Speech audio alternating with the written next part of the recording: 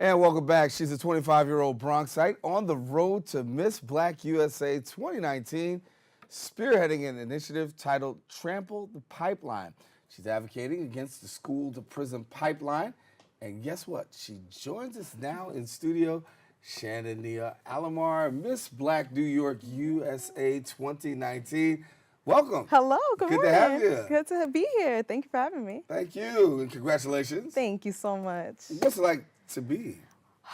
Oh my goodness, it is a whirlwind of emotion. I'm still in awe every day when people come up to me and like, oh, you're Miss Black New York. I said, am I? Right. So it's been a really, really amazing and transformative experience so far. And from what I understand, your first time competing. My first time competing ever. Okay. Yes, so I actually learned about Miss Black USA through a YouTuber that I watch. Like most millennials, I'm always on YouTube. And she talked about her experience to becoming Miss Georgia. She unfortunately didn't win that title, but she was Miss Black Atlanta. And after she spoke about the service that they do, the way that they want to show women of color on a grand scale, all of the amazing things that we can do within our communities and bring it to a national level, I wanted to be involved. So you set out and you said what, like, okay, did you really think that you're going to be able to get all the way to the top? I did not. Okay. All right, I took a leap of faith, honestly, and I applied and I said, I'll see what happens. And I was interviewed. So unfortunately for my class, New York didn't have a state level pageant. So I'm going in as a member at large, but I will be competing in nationals in August. That's awesome. And what's that feel like for you, just knowing? It's so nerve-wracking, but I'm super excited. I have an awesome support team that's been behind me from the beginning of even when I couldn't reveal I was Miss Black New York yet. So that was an interesting experience, but I'm really— How long did you have to wait on that one? Oh my gosh, I knew for about 6 months before I announced. Okay. So I just had to keep it tight-lipped, which is really hard for me, Right. but I'm excited to go and take the crown. And so you're actually going to be representing the Bronx too? Talk about Well, that. I always represent the Bronx. Yes. I'm a Soundview girl, born and raised. I'm always the first one to pop up when they say BX stand up, I'm ready. So I'm just excited to really be able to go to the national stage and show that Bronx girls can do amazing things for our nation. And you're doing something amazing because you have a platform. And the platform is called Trample the Pipeline. Yes. And yes. so give me a little bit about that. Sure. So when I was able to gain my title, I knew right away that I wanted my platform to surround the youth, and especially the youth impacted by the criminal justice system. So my father was incarcerated my entire life, and he got involved with the wrong side of the law, I say, when he was a teenager. And I saw how that impacted his life, how it ended up impacting my family dynamic. And he unfortunately passed away in 2013. But I felt like after his passing, my connection to the justice system and being able to prevent it for the next generation was something that is really, really important to me.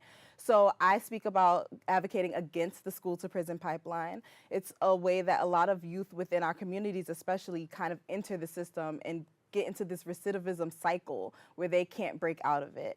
And I also want to encourage meaningful rehabilitation of youth, because I don't feel the way to correct their behavior per se is to lock them up and put them in really damaging experiences at a young age. So that's something else that I want to do. And also enhance youth involvement activities, which is where the 3 E's from Trample the Pipeline come into play. And so what's the response been from the public, given the fact that you've taken such a, I mean, and you've done great work in social justice, but what's been the response when you say, listen, this is really my passion here? You know, I kind of get mixed responses. Sometimes people kind of try to assume my background. So they say, well, how would you be able to connect with these youth who are going through this? And I tell them my personal experience with my father and my family. But I just think it's something that's not always brought to the forefront. And we're seeing a huge boom in criminal justice reform, and I think the youth need to be a part of that conversation. Well, professionally, you do some work similar to what we got going on here. I sure do. Yes, you are a full-time production assistant. Yes, I am. At CNN with Don Lemon. Yes. So talk to me about that experience. Okay, what's it like working? Of course. First of all, Don is amazing. He has such a great personality, and he is so fun to be around. But I actually got my job as an intern. So I interned for CNN Tonight my last semester in college. I didn't know what I was going to do next. And they said, well, what are you going to do after graduation? I said, I hope to work in the field. They said, well, why don't you start as a freelancer for us? Started as a freelancer, and almost 4 years later, I'm still with the team as a staffer now. Wow. Yeah. And so what's it like every night putting on that production? Oh my gosh. It is insane in the best way. Mm-hmm. Every day is something different. You never know how news is going to go. Of course, I know you know that as well. Breaking Right. news happens. You have to change your whole rundown. So we're constantly changing and shifting. But that's what I love about journalism, is the ability to kind of go with the flow and inform the public. So as you go around and you start sharing across, the world now, the United States and the world, a little bit about your platform. What do you want people to take away from you, your work? When people walk away and say, listen, I met Shannon, what do you want them to say? I just want people to be able to see my passion for the next generation, especially. And I know I'm still young to many people, so they're like, you're a youth. And I'm like, am I? But I just want them to see that I really want to fight for the next generation, because they are our future. And that's something that I was so thankful growing up. I had mentors and people who poured into me, including my mother and my grandmother. But I really want them to see that I want to build up the next generation. So I say my journey is not just for me, it's for everyone who's supporting me, it's for those coming up behind me, and it's for my community. What's next for you? What's next for me? I'm really hoping to marry my love of media and criminal justice advocacy.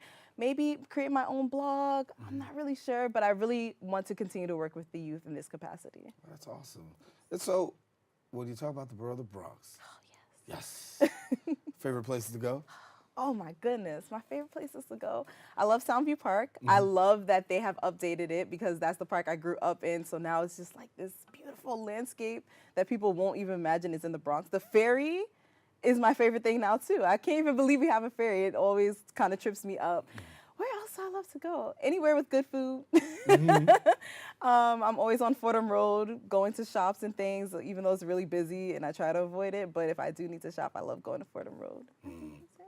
Shannon Nia Alomar, she is, well, we should let you know, Miss Black USA 2019, and Miss Black New York USA 2019. I mean, I claim it. Yeah, claim it. There it is. That's it. She already is, right? I gave her the title. It's actually Miss Black New York USA 2019. She will be competing for Miss Black USA coming up, and we want you to stay connected to her. But talk about this platform, because you do have this tremendous platform that is presented by this pageant. Yes, absolutely. So just a little bit of background on the Miss Black USA pageant. So there's different pageant systems, of course, everyone has seen. Miss Black USA was founded in 1986 by Karen Arrington, and she wanted to create a national platform for women of color, as I mentioned, to show their talents. So through becoming Miss Black USA, hopefully, I'll be able to take my personal platform to a national level and also spread the knowledge of the pageant overall. So I want to let you know, stay connected to her. She's going to be coming around to a place near you, and when you see her, hear about her platform, but don't just hear about her platform, hear her for who she actually is. And you've done some great work. Thank you so much. So, are a little fearful at all? Are you fear what? I'm so nervous. I don't even try to lie about my nerves. I tell everyone I'm super nervous, but I'm extremely excited. And I really believe what's for me, God will make for me. So if it's meant for this to happen for me, it will happen. Well, Shannon, all the best to you. Thank you so much. And congratulations to you. Thank you. All right, Shannon Nia Alomar. She is Miss Black New York USA 2019. Now, if you want to connect with Shannon, do me a favor. Follow her on social media at Miss Black New York USA 2019, as well as her website at MissBlackNewYorkUSA2019.com. And help her if you want to on her road to the crown. You can go to GoFundMe at the link below, and listen, you can support her there. But don't go anywhere. More open coming up after this. She is representing the borough of the Bronx. Yes.